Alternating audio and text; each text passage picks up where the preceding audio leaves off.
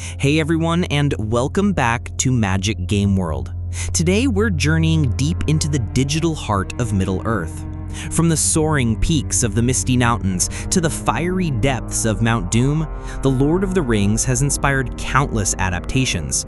But what about its video games? Once they were legendary, defining genres and capturing the magic of Tolkien's world. But lately, well, things have been a bit like wandering through Mirkwood without a guide. So grab your lembas bread, sharpen your elven blade, and let's explore. What happened to Lord of the Rings games? Let's rewind to the early 2000s. Peter Jackson's films were smashing box office records, and EA, holding the movie license, delivered some absolute bangers. Games like The Two Towers and Return of the King weren't just movie tie-ins, they were fantastic action RPGs. They successfully blended movie footage with incredibly engaging hack-and-slash gameplay, earning critical acclaim and selling millions. They let us be Aragorn, Legolas, and Gimli in those iconic battles. Remember those satisfying combos? Pure gold. But EA wasn't done. They then gave us The Lord of the Rings Battle for Middle-earth and its sequel. These RTS games were, and for many still are, the definitive way to command the armies of Middle-earth. Built on the powerful Sage engine from Command & Conquer, they allowed for huge, epic clashes. Battle for Middle-earth 2 even expanded beyond the movie license, bringing in factions like the Dwarves and Goblins and a fantastic War of the Ring metagame. The rights for these games eventually lapsed, making them hard to buy now, but a dedicated modding community keeps their spirit alive. And then in 2007, Turbine, now Standing Stone Games, launched The Lord of the Rings Online. This MMORPG wasn't tied to the movies, but directly to the books. It offered an incredibly detailed and faithful recreation of Middle-earth. For many, it is the definitive digital Tolkien experience, having survived multiple business model changes and still releasing new content that explores the lore deeply. We also had solid RPGs like The Third Age, and even ambitious, if flawed, titles like Conquest. It felt like Middle-earth was a thriving, innovative space in gaming. Around 2009, the EA movie license expired. Warner Brothers Interactive Entertainment, whose sister company New Line Cinema produced the films, took over primary game development and publishing for LOTR. The initial WB offerings were, well, mixed. Aragorn's Quest was a more family-friendly affair, and War in the North was a decent co-op action RPG, but neither quite hit the heights of the EA era. It felt like the franchise was searching for a new identity. Then, in 2014, Monolith Productions dropped a bombshell, Middle-earth: Shadow of Mordor. This game was a critical and commercial success, largely thanks to its groundbreaking Nemesis system. Creating unique, evolving orc enemies that remembered you, developed rivalries, and climbed the ranks, absolutely genius. However, Shadow of Mordor and sequel Shadow of War in 2017 took significant liberties with Tolkien's lore. Things like Celebrimbor's role and Shelob's human form really divided hardcore fans, even if the core gameplay was praised. Shadow of War also faced an initial backlash for its loot box implementation, though those were thankfully removed. While Shadow of War expanded on the Nemesis system, the lore deviations became even more pronounced for some.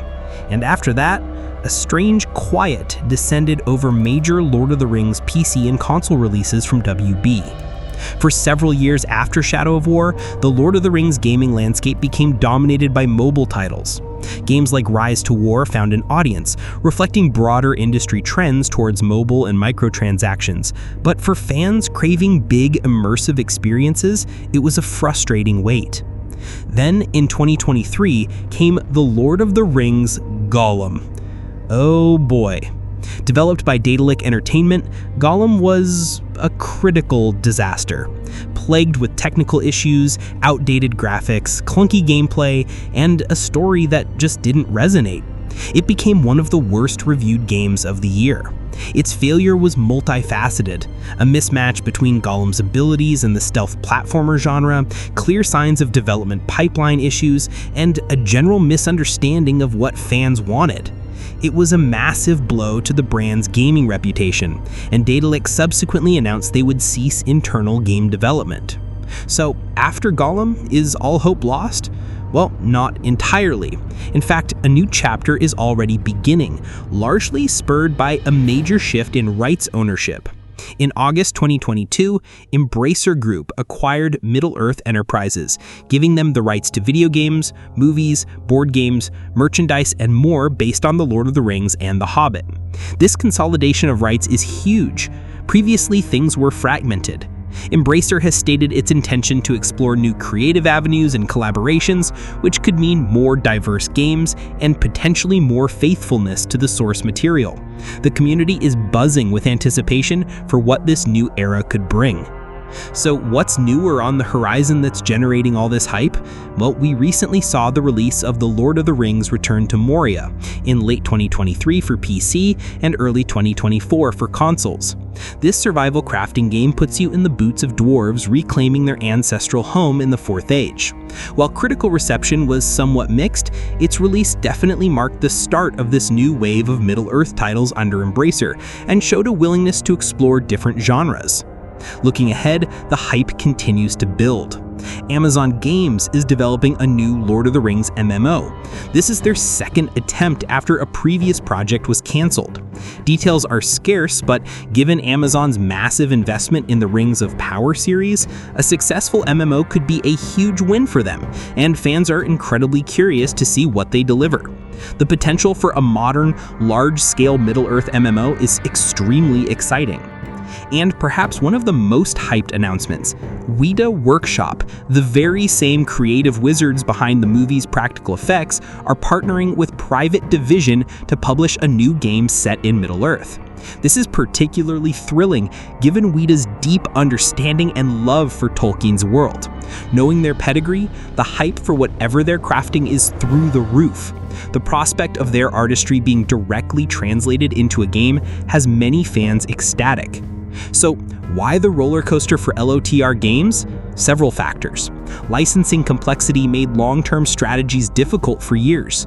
The high expectations from a beloved fanbase mean any misstep is heavily scrutinized. Peter Jackson's films set an incredibly high bar for visual and tonal adaptation, and sometimes games chased existing trends rather than innovating from the rich source material, while others, like Shadow of Mordor, innovated gameplay-wise but strayed too far from lore for some. But with Embracer Group now holding many of the keys to the kingdom, the recent release of Return to Moria showing new directions, and with passionate developers working on these other exciting future titles, there's more than just a glimmer of hope. There's genuine hype building. The desire for good, faithful, and innovative Lord of the Rings games has never faded. We, the fans, are still here, eagerly anticipating that next epic adventure. And the future is looking brighter and more active than it has in years. What do you think? What are your favorite Lord of the Rings games? Did you play Return to Moria? What are your hopes and hype levels for the Amazon MMO and the Weta Workshop game? Let me know in the comments below. If you enjoyed this deep dive here on Magic Game World, don't forget to like and subscribe. Thanks for watching, and until next time, may your path always be lit by the light of Ariandel's star.